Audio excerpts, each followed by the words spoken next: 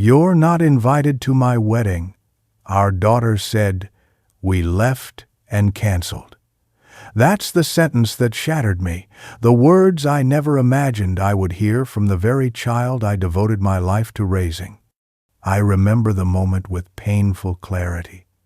The pause on the phone line, the coolness in her voice, the way she didn't stumble or hesitate when she delivered the blow.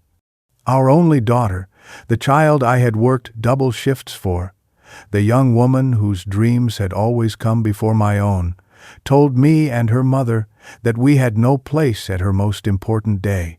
Don't forget to subscribe to the channel and comment where you're watching from. She cut us out as if we were an embarrassment, as though the very people who carried her through life had suddenly become disposable. I sat frozen, the phone still pressed against my ear, my heart hammering, my breathing shallow. My wife was seated beside me at the kitchen table, her face lit with hope as she waited for me to share the details of the call. But how could I? How could I tell her that the daughter she adored had turned us into strangers with one cruel sentence? You might think I am exaggerating, that perhaps I misheard or misunderstood. But there was no mistake. Her voice was cold, deliberate, final. "Dad, you and Mom are not invited. This is my day, and I don't want you there. It's better this way." Better for whom? Better for her new family? The wealthy in-laws she was so desperate to impress? Better for her pride, which could not bear to show that she was the daughter of a man who built his life with calloused hands, of a mother who sacrificed every comfort for her happiness? I sat there, my hand tightening around the phone until my knuckles turned white, and for the first time in years I felt the sting of being less than human to my own child. It is a strange thing to give everything you have, every ounce of your strength, every dollar you could spare, only to be told that you no longer belong. My mind reeled, racing back through years of late nights and early mornings, of paychecks stretched thin so she could attend the best schools, wear the finest clothes, and never feel the gnawing shame of going without. All of it had led to this moment. Not gratitude, not even acknowledgement, just rejection, sharp and merciless. I remember my wife's eyes when I finally lowered the phone. She searched my face, waiting for joy, waiting for the details of dresses and flowers, and the father-daughter dance she had imagined for so long. But I could not speak. My throat closed, my chest ached, and the silence was heavier than words. She knew then. She saw it in my eyes. And when I finally managed to whisper what our daughter had said, I watched her crumble, her hands trembling as she reached for mine. That was the moment everything changed. That was the moment I knew this story wasn't about attending a wedding at all. This was about erasure, betrayal, and the final insult after a lifetime of sacrifice. And as I sat in that kitchen, numb with disbelief, I had no idea that this was not the end of our story. It was only the beginning. When she finally said the words to me directly, they cut deeper than any insult I had ever received in my life. Her voice was steady, sharp, and full of a confidence that I realized had been born not from gratitude or respect, but from arrogance and entitlement. "Dad, you and Mom are not invited to my wedding. It's not that I don't appreciate what you've done, but honestly, it would be embarrassing to have you there. This isn't about you two, this is about me, about my new life, and I need it to look perfect. You wouldn't fit in." I stood there, with the phone pressed to my ear, my hand trembling as her words poured like acid into my chest. The silence on my end seemed to encourage her cruelty, because she didn't stop. "His family is different from us, Dad. They're sophisticated. They have standards, and I don't want to explain why my parents look so out of place. Please don't make this harder than it already is. Just stay home. I'll send you photos." I wanted to shout, to demand how she could speak to me like that after all the years I had carried her dreams on my shoulders. But nothing came out. My tongue was heavy, my throat constricted, and all I could hear was the faint hum of the phone line and her cold dismissal. My daughter, my only child, the little girl whose school plays I had never missed, whose medical bills I had paid in full, even when it meant going without food myself, was telling me I wasn't good enough to stand by her side on the most important day of her life. I could see her face in my mind, not the sweet child who used to curl up against my chest, but the young woman she had become, her eyes calculating, her smile polished for others, her heart hardened by ambition and greed. She had let herself believe that love was conditional, that appearances mattered more than blood, that family was expendable if it did not serve her purpose. And in that moment, I realized she had not stumbled into this cruelty by accident.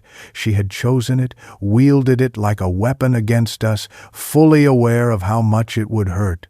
I stood there in the kitchen, my wife across from me, watching me with hopeful eyes as though I were about to tell her something wonderful. But all I could manage was to lower the phone and feel the crushing weight of betrayal settle onto my shoulders. That night, I lay awake, replaying her exact words over and over, each repetition like a knife twisting deeper, each syllable confirming that we had been erased not by strangers, not by enemies, but by our own flesh and blood. And as the darkness pressed in around me, I understood with searing clarity that the daughter we raised had died long ago, replaced by someone who saw us only as stains on the perfect picture she wanted to paint. That was the betrayal, the final insult, the moment my heart hardened from love into something colder, something that would not forgive or forget. The moment I put the phone down, my wife looked at me with those hopeful eyes that had always been so full of faith in our daughter, and I could not bring myself to speak. But she read the truth in my face before I even whispered it. Her lips parted, her breath caught, and when I finally forced the words out, "She doesn't want us at the wedding," it was like watching a fragile piece of glass shatter in slow motion.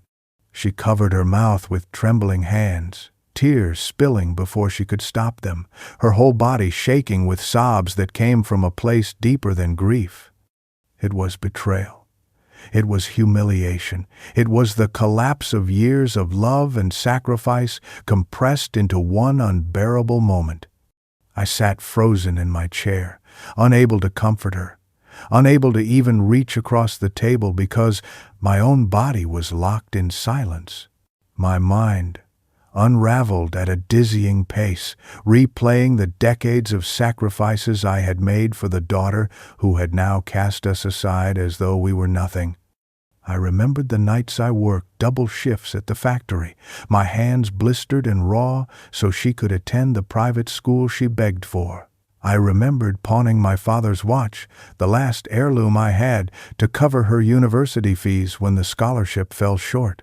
I remembered the day my wife wept with joy because we managed to pay for her first car, while I quietly calculated how many months I'd have to work before the debt was cleared. Every moment came crashing back, one after another. A relentless slideshow of everything we had given and everything we had lost in the process.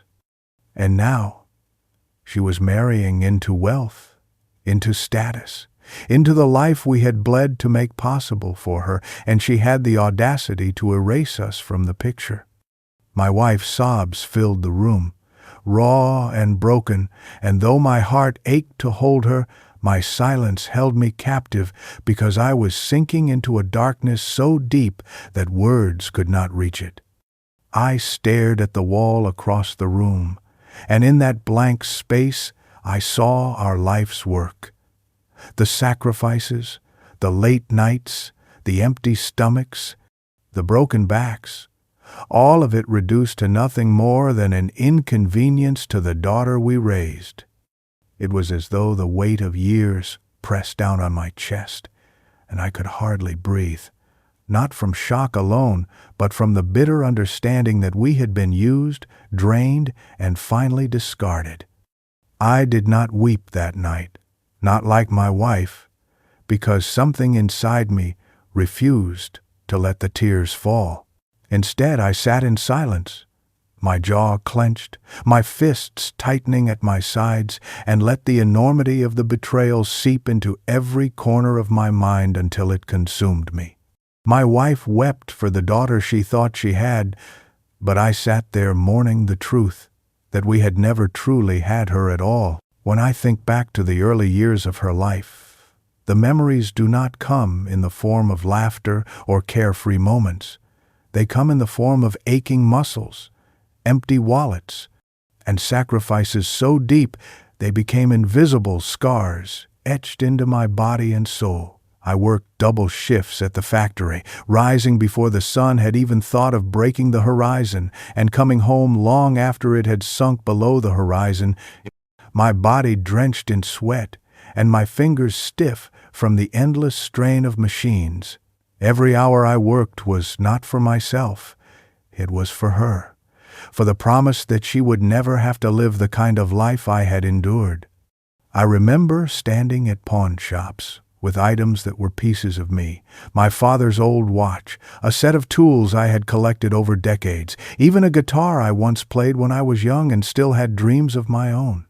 One by one, I placed them on the counter, watching strangers assign pitiful amounts of money to things I once thought priceless, and I handed them over without hesitation because every coin meant another book for her school, another uniform, another chance for her to blend in with children who had more than we did.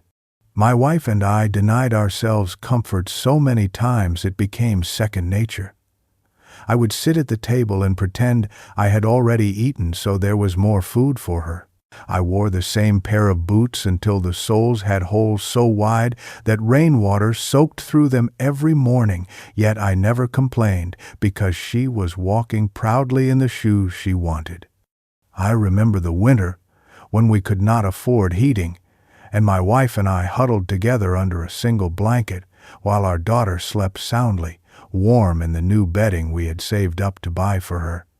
Every sacrifice felt like a small price to pay, because each time I saw her smile, each time I heard her say thank you in her younger years, I believed it was worth it. I believed I was building a future that would repay us in love if not in riches. Even the exhaustion became something I wore with pride.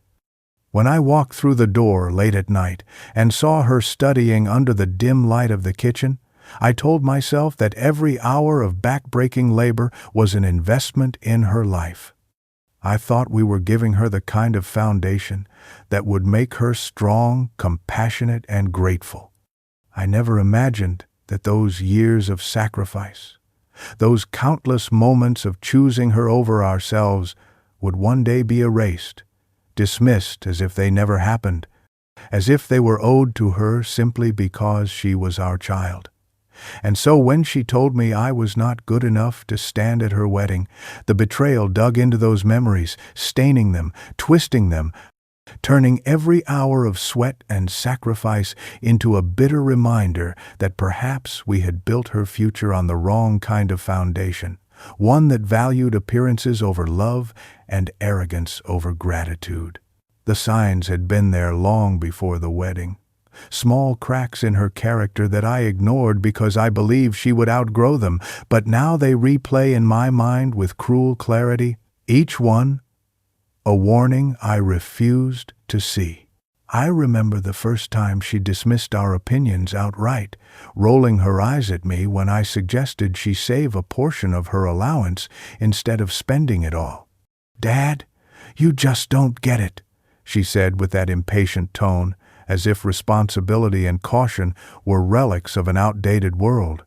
My wife would gently remind her that money did not come easily, that every coin had been earned with sweat and sacrifice, but our daughter scoffed and laughed with her friends about how old-fashioned we were. Those words stung, but I told myself she was just young, that children often rebel against the lessons their parents try to teach. Then came the moments when she openly mocked our modest lifestyle, pointing out how our car was too old, how our home looked too simple compared to the houses of her friends. "Why can't we just move somewhere nicer?" she would ask with irritation, as though we had chosen struggle over luxury out of stubbornness rather than necessity. I remember watching her face flush with embarrassment when I picked her up from school in that old truck of mine, the one I could barely keep running. She slumped in the seat, avoiding eye contact with her classmates, and when we got home, she accused me of humiliating her. I brushed it off, telling myself that teenagers are cruel even to those who love them most, but the words sank into me like stones. As the years went on, she chose friends who flaunted wealth, kids who lived in mansions, and spent money as if it grew on trees.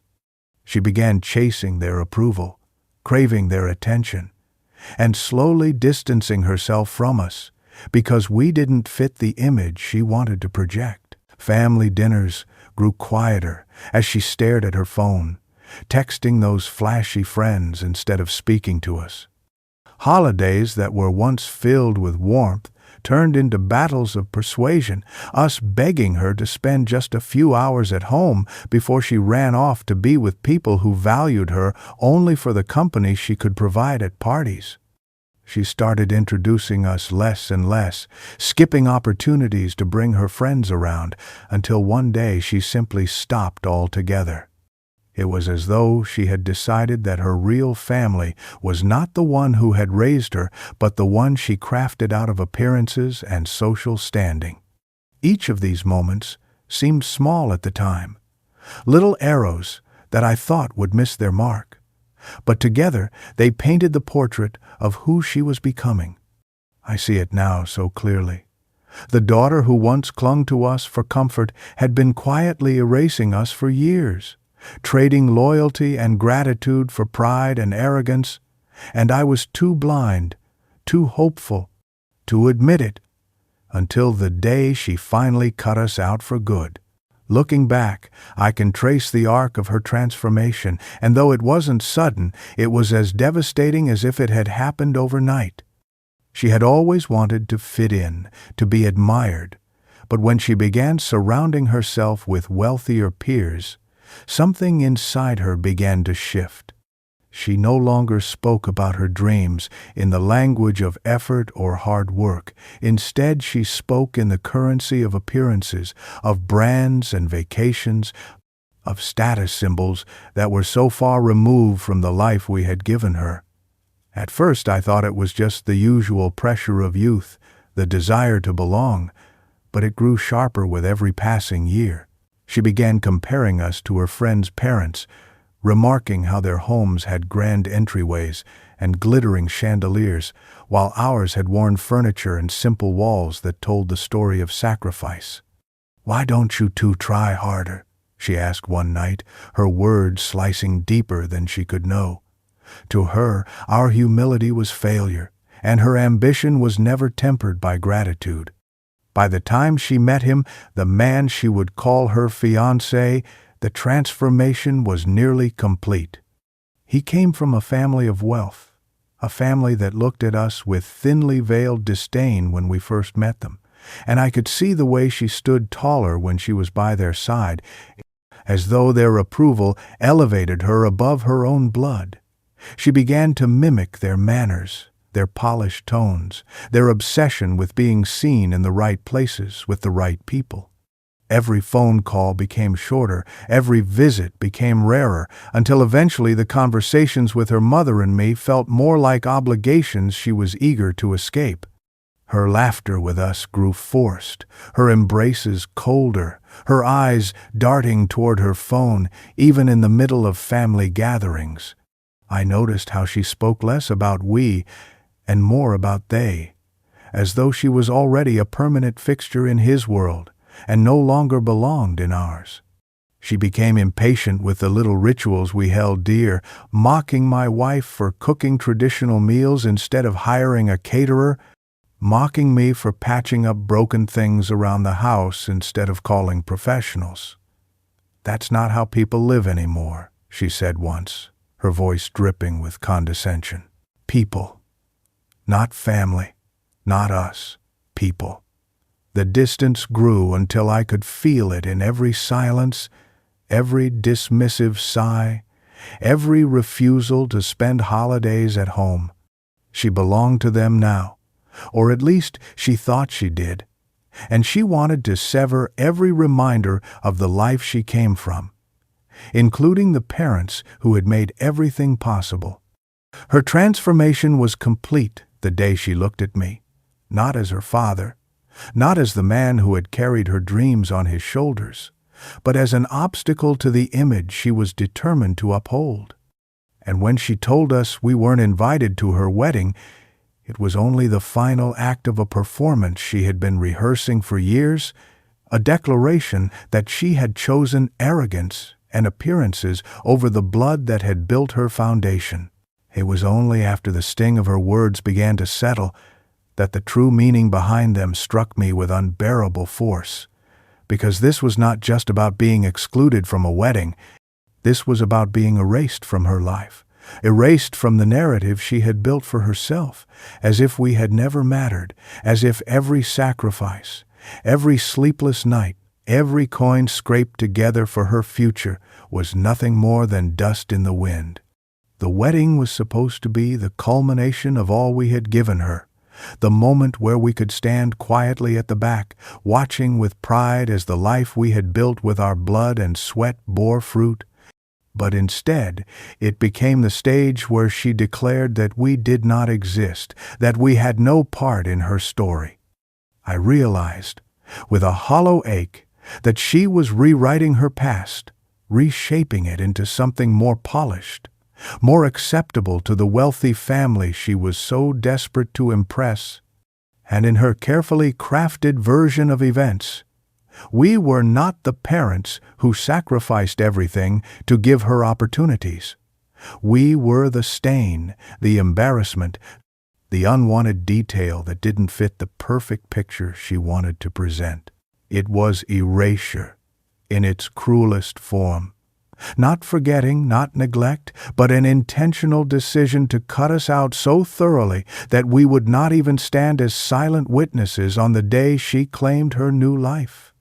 I saw it so clearly in my mind, the photograph she wanted, the smiling faces of her new in-laws, the elegant backdrop of a wedding that would be shared on social media and admired by friends.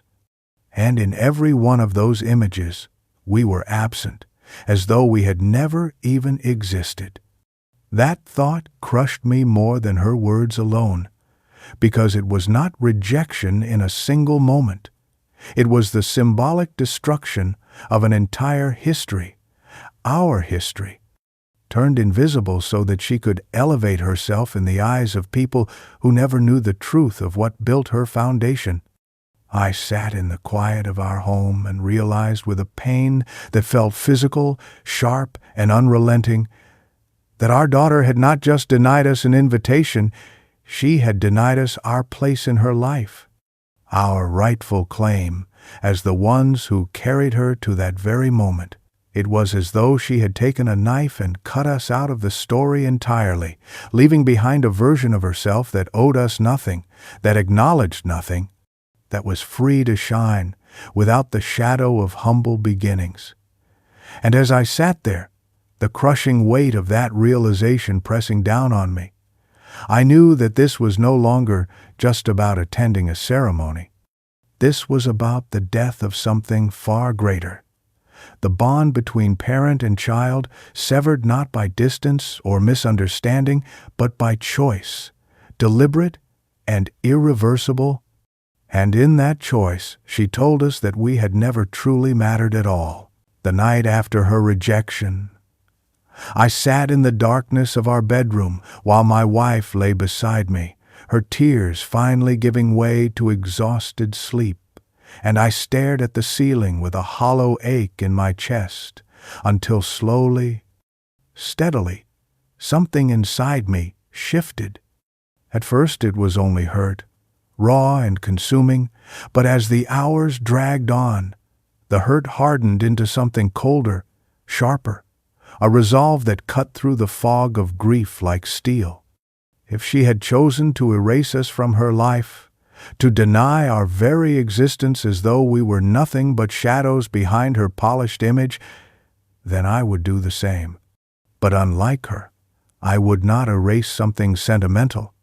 I would erase something real, something tangible, something she had always taken for granted without even realizing its fragility, her financial lifeline.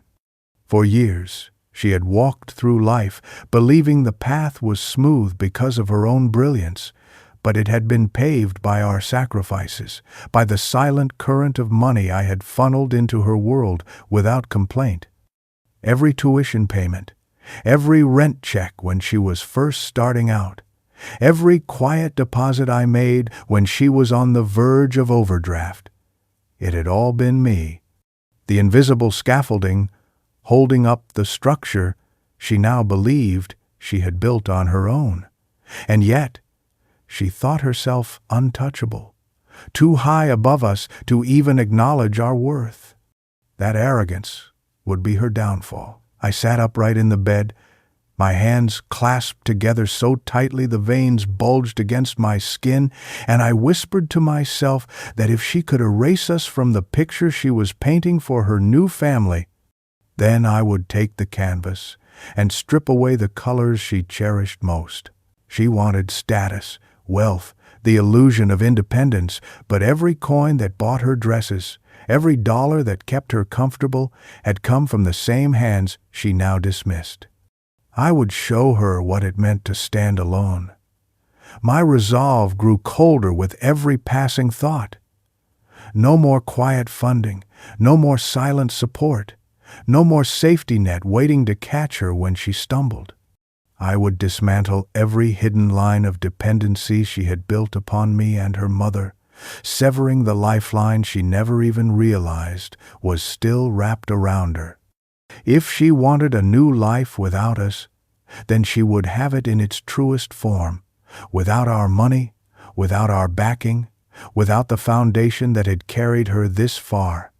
I felt no joy in the thought, no satisfaction, only a steady sense of justice, as though the balance of the universe was finally demanding its due. For years she believed she held all the power, that her choices dictated where we stood in her world, but she was wrong. The truth was that I held the final card, and as the night wore on, my grief transformed into a single unshakable certainty. I would play it, and when I did, she would learn that erasure is never one-sided. She thought of me as an old man worn down by years of labor, someone who had given everything and had nothing left, a relic she could cast aside without consequence. But what she never realized is that I am not as helpless as she imagined. For decades I played the role of the quiet provider, the man who worked until his bones ached and his back threatened to give out. But while she was busy chasing status and mocking the simplicity of our life, I was quietly building, protecting, and storing away the resources that had kept her world afloat. She believed her success was hers alone, that her education and lifestyle were a natural progression of her own brilliance. But beneath the surface it was me who had been pulling the strings, transferring funds when tuition deadlines loomed, paying off debts before creditors could knock at her door, and quietly covering the costs of her lifestyle so she could walk with her head held high. What she never knew is that I never gave everything away. I kept the deeds, the accounts, the quiet savings that had grown slowly but steadily over the years. The family property, the one she dismissed as outdated and beneath her standards, is not just a house, it is land, paid off in full, worth more now than she could imagine, and it rests entirely in my name. The accounts she never asked about. The ones she assumed were empty relics of a modest life, still hold enough to ensure a comfortable retirement for her mother and me. Because, while I spent myself thin on her youth, I was never foolish enough to leave us with nothing. I played the long game, building reserves of power she would never suspect because she was too blind with arrogance to think I was capable of strategy. She saw me as a man worn down by time, but the truth is I have always been careful, deliberate, and calculating when it mattered most. She believed her independence was genuine, that she had walked into this new life on her own merit. But I know the truth, and the truth is that every brick of her so-called independence was mortared with money I provided. Without it, she would have stumbled long ago. She does not see the lifeline still tethered to me, invisible but strong, running through her accounts, her comforts, her pride. And so, when she told me we were erased, when she made it clear that we no longer belonged in her perfect world, I realized she had handed me the weapon of her undoing without ever knowing it. For while she believed she had risen above us, the reality is that I still hold the foundations beneath her feet, and with one decision, one signature, I can pull them away and let her discover just how fragile her castle truly is. The morning after my resolve hardened, I dressed in silence, the same way I had done for years before long shifts. But this time, there was no workbench or factory floor waiting for me. This time, I was walking toward something far more decisive. My wife looked at me with questions in her eyes, her face pale from sleeplessness, but she did not stop me, because she knew that whatever I was about to do was born not from anger but from necessity. I stepped into the lawyer's office that afternoon with a steadiness that surprised even me, my hands no longer trembling, my voice calm, my heart cold and resolved. The lawyer, a man I had worked with once before when drawing up documents for the property, raised his brows when I explained my request. "I want everything shifted," I told him plainly. "Accounts, assets, property rights. I want every safety net she has leaned on removed. I want my will rewritten in its entirety, and I want my wife protected above all else." He nodded, asking careful questions, clarifying details, and though I spoke without hesitation, my mind was alive with every memory of my daughter's arrogance, each insult fueling the precision with which I laid out my plan. We reviewed accounts one by one, closing some, transferring others, redirecting funds into private trusts she would never be able to access. The family property was secured under new terms that ensured it would pass directly to my wife and, should anything happen to us, to charitable causes rather than to her.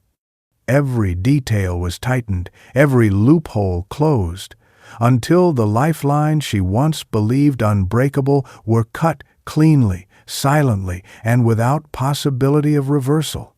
From the lawyer's office I went to meet with the financial advisor, a sharp woman who had always spoken with a tone of quiet respect toward me, unlike my daughter who mocked my caution. Together we went through the accounts she never knew existed, the investments I had made when she was too young to understand, and she laid out new structures that would insulate our future while removing every trace of dependency our daughter might try to claim. I told her firmly, I want nothing left for her to lean on. She chose her life. She can live it without us. And though she kept her professional composure, I saw the flicker of recognition in her eyes, the unspoken acknowledgement that this was justice, not cruelty.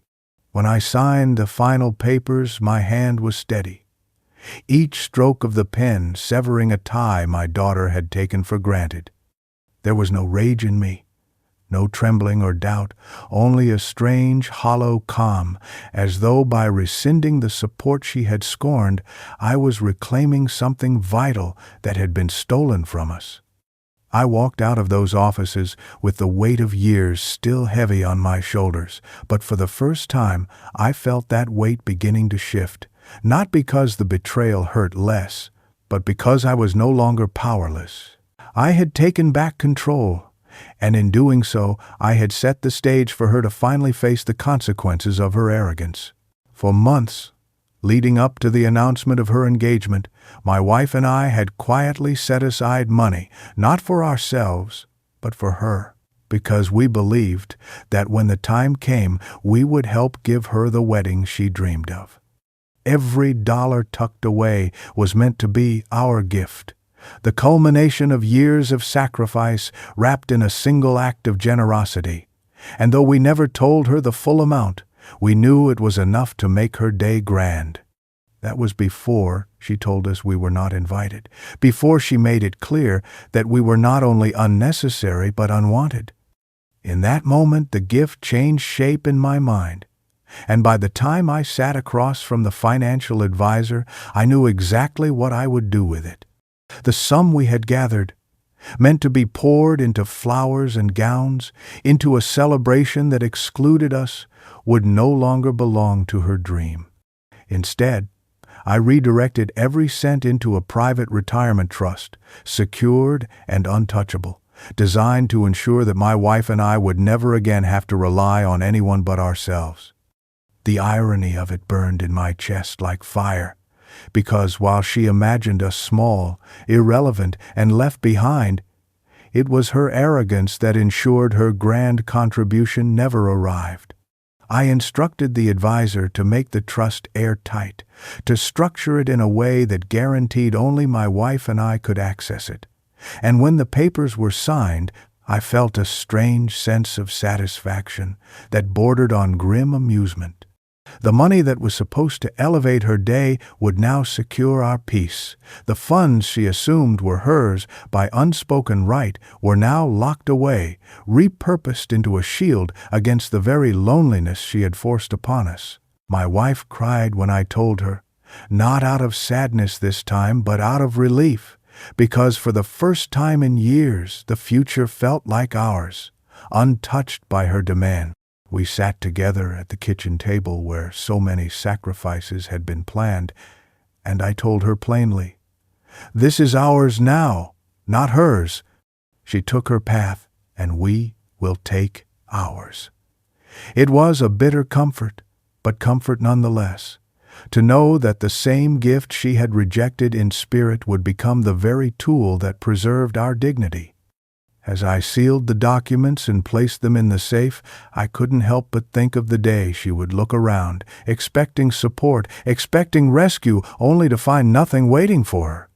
She had cut us out for the sake of her perfect image, and in doing so, she had cut herself off from the foundation that could have carried her further. The gift was gone, but not wasted. It had simply found its rightful place, not in the hollow celebration of her arrogance, but in the quiet preservation of the lives she thought she could erase. It was a cousin who told me, her voice hesitant as though she already knew the wound she was about to reopen, but she said she thought I should know the things our daughter had been saying.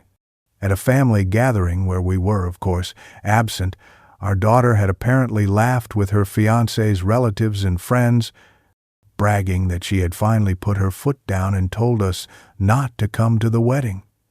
It was the right decision, she had said proudly, according to the cousin. I can't have my parents dragging down the whole image. His family is used to a certain standard, and honestly, my parents are, well, they're embarrassing. Can you imagine them showing up in their clothes, talking the way they do, looking like that? It would ruin everything. The words replayed in my head like a drumbeat. I couldn't silence, each one sharper than the last. Embarrassing. That was what we were to her now.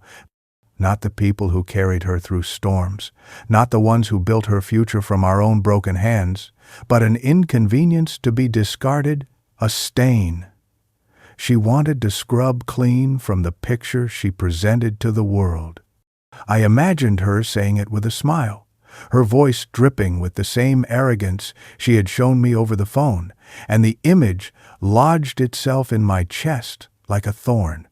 My cousin went on reluctantly, saying she had even called us old-fashioned and pathetic, insisting that cutting us out was the best way to show her fiancé's family she belonged with them. Each phrase was like a hammer blow, not because they revealed anything new, but because they confirmed what I had already begun to fear, that our erasure was not just an act of cruelty, but a source of pride for her. She was not ashamed of abandoning us. She was proud of it. She wore it like a badge of honor, as though humiliating her parents was a sign of her evolution into someone more polished, someone worthy of her fiancé's wealthy world. My wife sat in silence when I told her what I had heard, her hands folded tightly in her lap, her face pale with grief that had now hardened into something colder, something dangerously close to anger.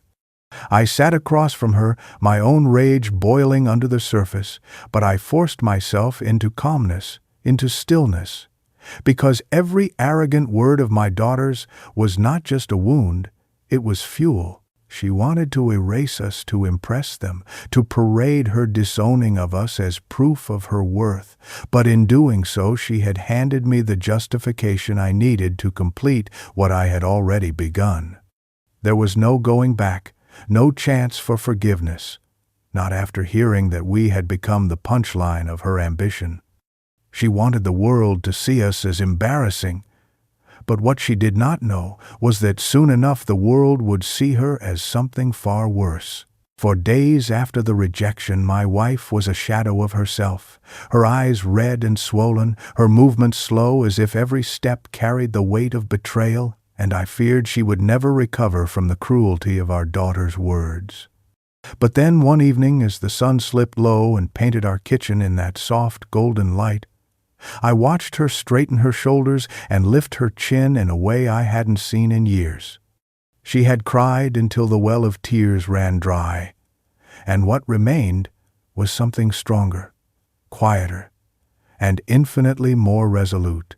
She looked at me across the table, her voice steady though low, and said, "We don't beg for scraps from our own child. If she doesn't want us there, then we won't go. But we will hold our heads high." In that moment, I realized that the woman who had always carried us with her gentleness now carried us with her strength. She no longer trembled at the thought of exclusion. She no longer ached for a place in a life that had been built on arrogance and disdain. Instead, she leaned into dignity, into the truth that we had given everything, and that nothing our daughter could say would strip us of our worth. She stood behind my decision with unwavering support, not because revenge burned in her the way it did in me, but because she understood that silence and withdrawal were sometimes more powerful than confrontation. Together we sat down and made a quiet pact that we would not humiliate ourselves by pleading for invitations or forcing our presence where it was unwanted. We would not lower ourselves to the level of begging acceptance from those who had cast us aside. Instead, we would retreat into our own fortress of dignity, into the life we had built with our own hands, and let her choices bear their own consequences. My wife told me, with a conviction that steadied even my own heart, "If she wants to erase us, let her, but we won't let her break us." Those words became our anchor, a reminder that while we had lost a daughter to her own pride, we still had each other, and that was enough. I saw in her eyes the quiet fire of a woman who had endured too much to be destroyed by one act of betrayal, and I drew my strength from it. Together we chose dignity over humiliation, silence over spectacle, strength over desperation. And though the wound still ached, I felt a shift in the air, as if by reclaiming our composure we had already begun to win a battle our daughter didn't even know had started. The day the pre-wedding festivities began was the day my wife and I chose silence as our weapon. because while the rest of the family gathered in excitement, we vanished quietly, deliberately, and without explanation. There were no phone calls, no apologies, no half-hearted attempts to bridge the chasm that had been carved between us.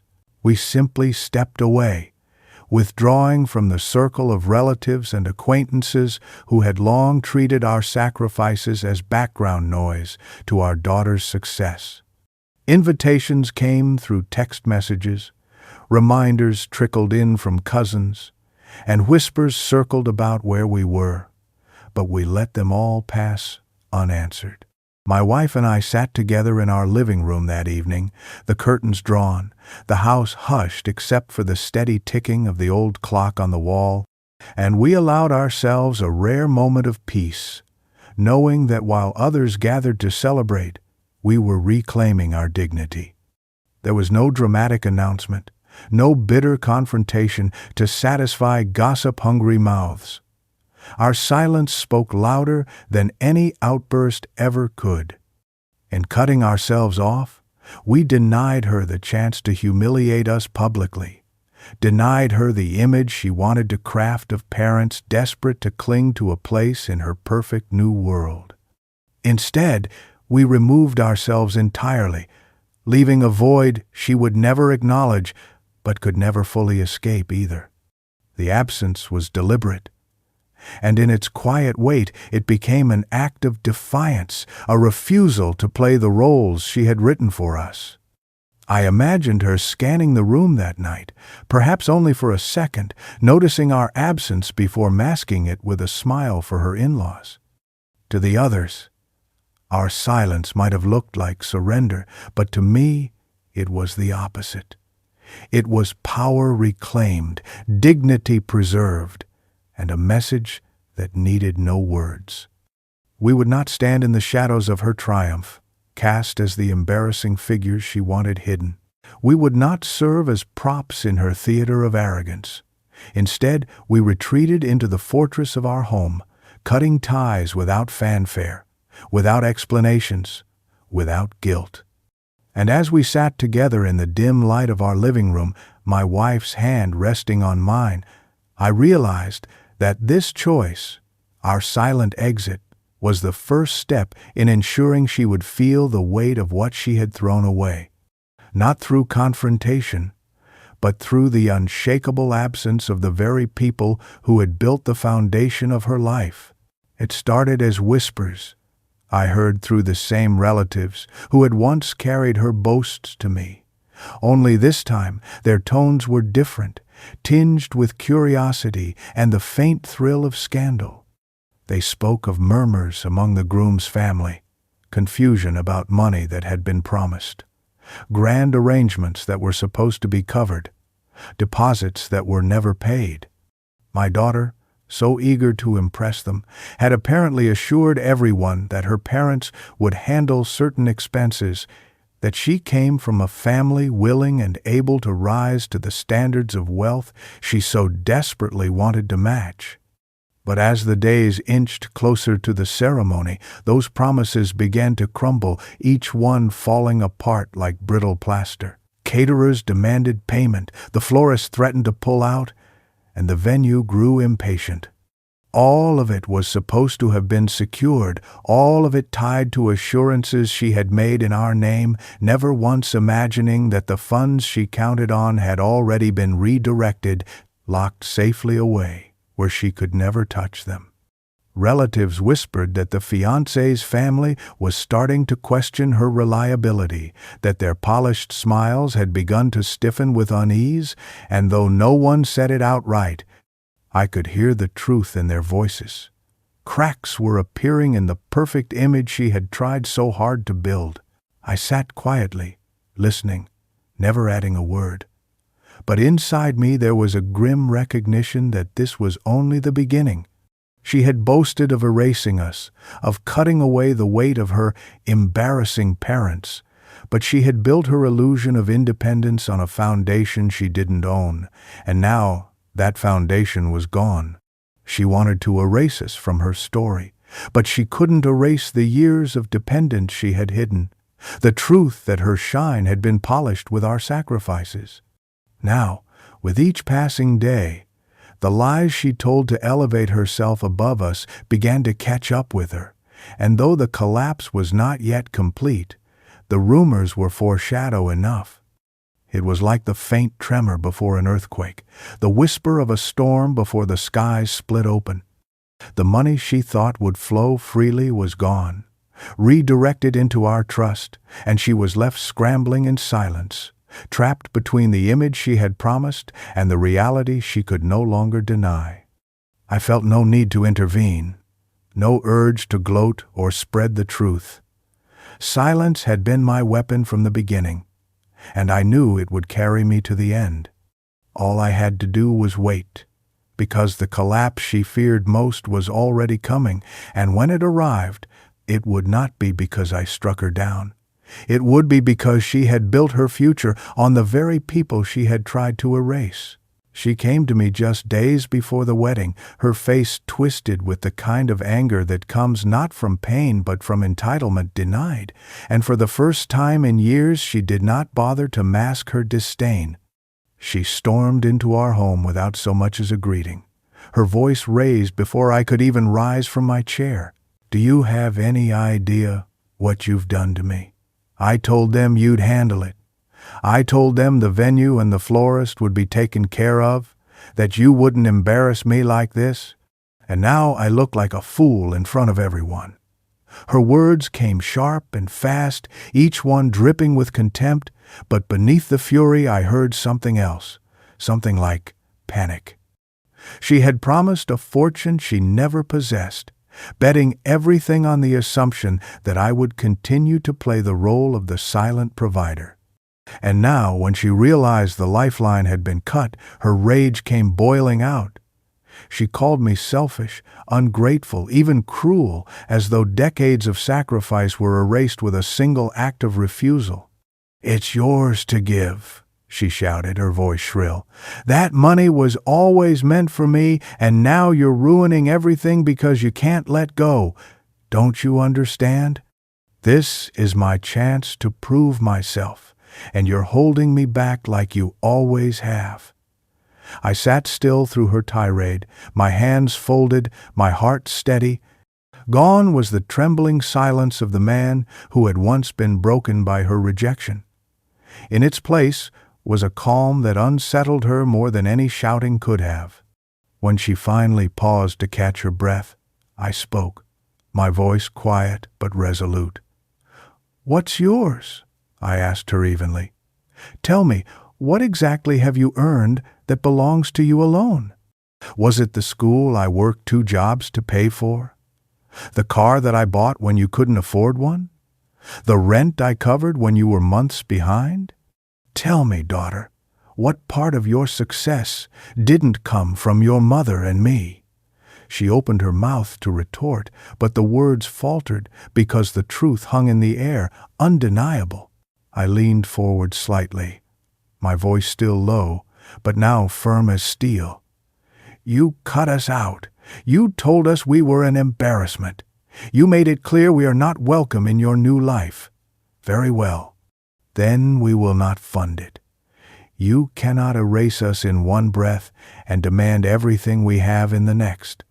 That lifeline you depended on is gone. From now on, you will stand on your own, just as you wanted." Her face went pale, her eyes darting in disbelief, as though she had never imagined I would have the strength to say no. For the first time in our lives, the balance between us shifted. She was no longer the powerful one, wielding dismissal like a weapon. I was. And in that silence, in that refusal delivered without rage, I saw her crumble just a little, because she finally understood that her arrogance had not just cost her parents, it had cost her everything. Her anger did not stop with my refusal. It only grew sharper, more desperate, her words cutting through the room as though sheer force could bend me back into the obedient father she had always known. "You don't understand what you're doing," she hissed, her eyes blazing. "You're humiliating me, humiliating him, humiliating his family. You're making me look like a liar. They're asking where the money is, where the support is, and I can't answer them. Do you have any idea how that feels? Do you have any idea how you're destroying me?" Her voice cracked at the end, but there was no humility in it, only the panic of a woman who had built her house of cards on the certainty that I would always be there to hold it steady. I sat still, my face calm, my voice measured, and for the first time in all these years I let the cold clarity I had been holding inside rise to the surface. "Destroying you?" I said quietly, my words sharp enough to cut. "No, daughter. You destroyed yourself the moment you decided we were not good enough for you. The moment you told us that we were an embarrassment. The moment you looked at the people who gave you everything and said we did not belong in your life anymore. That was your choice, not mine." She tried to interrupt, but I did not let her. My voice, though low, carried the weight of every sleepless night, every sacrifice, every insult I had swallowed in silence. Everything you have, every step you took to get to where you are now, was because of us. Your education, your home, your comfort, your dignity, it was built on our backs, on our sacrifices. You walked into that world not on your own 2 feet, but on the path we carved for you with our blood and sweat. And now, after cutting us out, you dare to call what we saved yours. You chose to erase us. Very well. We will erase you from everything we have. No more support, no more safety net, no more entitlement to what was never yours to begin with. The words hung heavy in the air, and I saw them hit her like blows she could not dodge. Her mouth opened, but no sound came, her practiced arrogance collapsing under the weight of truth she could no longer deny. For the first time in her life, she saw me not as the tired, obedient man who had always bent for her demands, but as the one person she could not control, the father who had finally stepped out of the role she had written for him and spoken with the kind of finality that could not be undone. My response was icy, deliberate, merciless, and when I looked into her eyes, I saw fear flicker there. Not of me, but of the reality she now faced. She had erased us, and in doing so she had erased the entitlement she thought was hers by right. The morning of the wedding arrived not with joy but with chaos, and though I was not there to witness it, the stories reached me quickly through the chain of relatives who fed on gossip like wolves. They said the venue staff demanded final payment before setting up, their patience gone after too many unanswered invoices, and when the money wasn't produced on the spot, certain arrangements were delayed, others canceled outright.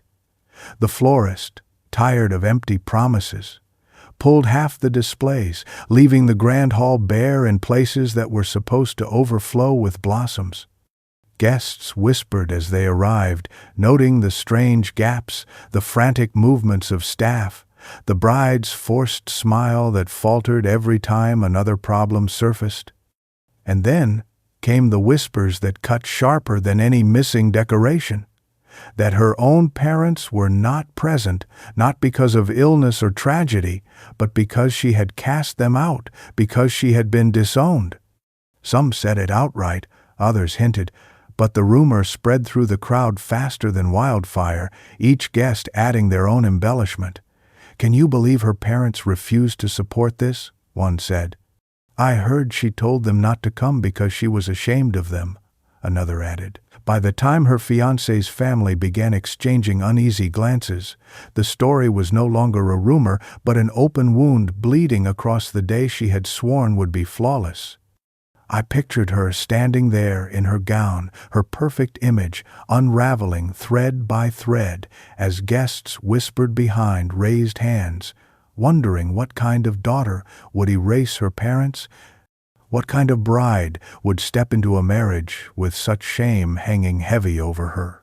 The humiliation was public, undeniable, and though she tried to plaster over it with smiles and excuses, the foundation of her grand illusion had collapsed. The wealthy family she wanted so desperately to impress now saw the cracks, saw the desperation, saw the truth she could never fully hide. They had expected perfection, but what they received was scandal. They had expected a dutiful daughter, but what they saw was someone who had cut out the very people who had built her. I was not there to gloat. I did not need to be, because the whispers were enough, because the silence of our absence was louder than any confrontation could ever be. She had wanted us erased from her story, but on the day that mattered most, our absence defined it. Every canceled flower, every delayed service, every whisper in the crowd was a reminder that she had burned the bridge to the only people who would have stood firmly at her side without condition. The humiliation was hers alone, and it was more devastating than anything I could have planned with words or presence. She had sought to impress the world by cutting us out, but in the end, the world saw her for what she was. A daughter who had traded love for status, only to lose both before the day was done. On the day she stood before her guests in a hall half-dressed with flowers and half-filled with whispers. My wife and I sat together at home, the curtains drawn and the world outside muted. There was no bitterness in the air, no shouting, no tears, only a stillness that felt like the first breath after a storm. We had chosen silence. We had chosen absence, and as the stories trickled back to us about the chaos, the cancellations, and the shame that spread through her perfect day, we realized that our withdrawal had cut deeper than any words could have. We did not need to raise our voices. We did not need to fight or plead, because in stepping away with dignity, we had given her exactly what she deserved: the space to collapse under the weight of her own arrogance. My wife rested her head against my shoulder, her breathing slow, her body no longer trembling with grief but steady with something like peace. And I felt the same quiet calm settle in me. For so long we had carried her, for so long we had held her above ourselves, and when she decided to erase us, she believed we would fight to claw our way back into her story. But we did not. We left, and in leaving we revealed just how fragile her world really was. It was not rage that destroyed her illusion, it was the absence of the foundation she had taken for granted. That was the vindication. Not public triumph, not loud accusations, but the silent, devastating truth that she could not shine without us. We did not gloat, we did not laugh, because revenge of this kind was not about spectacle, it was about balance, about restoring what had been broken in us by letting her feel the void she had created. Sitting together in our quiet home, holding the future we had secured for ourselves in the form of the trust she would never touch, I understood for the first time that justice does not always roar. Sometimes it whispers. Sometimes it is as simple as stepping back and allowing someone to fall under the weight of the choices they made. She had chosen to erase us, and we had given her exactly what she wanted. And in that gift, wrapped in silence and sealed with dignity, she discovered too late that the cost was everything she thought she was entitled to. That was our revenge, devastating in its simplicity, final in its execution. And for the first time in many years, I felt peace. That night, after the noise of the world had quieted, and the shadows of the house stretched long across the walls, I walked to the corner of our bedroom where the old safe sat, heavy and solid, the keeper of everything we had built. For years it had been the silent witness to our sacrifices, the place where I tucked away savings meant for her education, documents that protected her future, and the quiet hopes of parents who believed their child would one day honor them. But tonight it was different. Tonight I turned the dial with steady hands, hearing each click echo like a chapter closing. Inside lay the papers we had signed, the trust we had secured, the will that had been rewritten, and as I looked at them I felt no guilt, no hesitation, only a certainty that this house, this life, and this future finally belonged to us and us alone. I gathered the folders, stacked them neatly, and then placed them back inside with deliberate care before closing the door and locking it tight. The sound of the lock sliding home was not just metal on metal, it was the sound of finality, of a burden being sealed away where it could no longer weigh us down. My wife stood in the doorway watching me, her eyes soft but steady. And in that quiet moment, we both knew the same truth. For the first time in decades, we were not living for someone else's dreams. We had given her everything, poured every ounce of our love and labor into her life, only to be discarded when she no longer needed us. But now, at last, we gave ourselves something we had denied for too long: peace. I whispered it aloud as my fingers lingered on the cool surface of the safe, a vow spoken not for her but for us. This is ours now, our home, our life, our peace. The words hung in the stillness like a benediction, sealing the chapter of sacrifice and opening one of quiet freedom. I looked around at the worn furniture, the humble walls, the simple rooms, and for the first time in years I did not see what we lacked. I saw what was ours, untouched by arrogance, unsullied by betrayal. The house felt different, lighter, as though by locking away the remnants of her entitlement, we had unlocked something far greater for ourselves. It no longer felt like a waiting room for her needs or a vessel for her ambitions. It felt like home, truly ours, sacred in its simplicity. And as my wife slipped her hand into mine, I realized that while we had lost a daughter to her own pride, we had gained something even more precious. The dignity of standing tall, the freedom of silence, and the unshakable peace of knowing that in the end we had chosen ourselves. Your time means a lot. Thank you for listening to my journey. If you enjoyed this story, don't forget to like the video, subscribe to the channel, and share your thoughts in the comments. To hear the next story, just click the box on the left.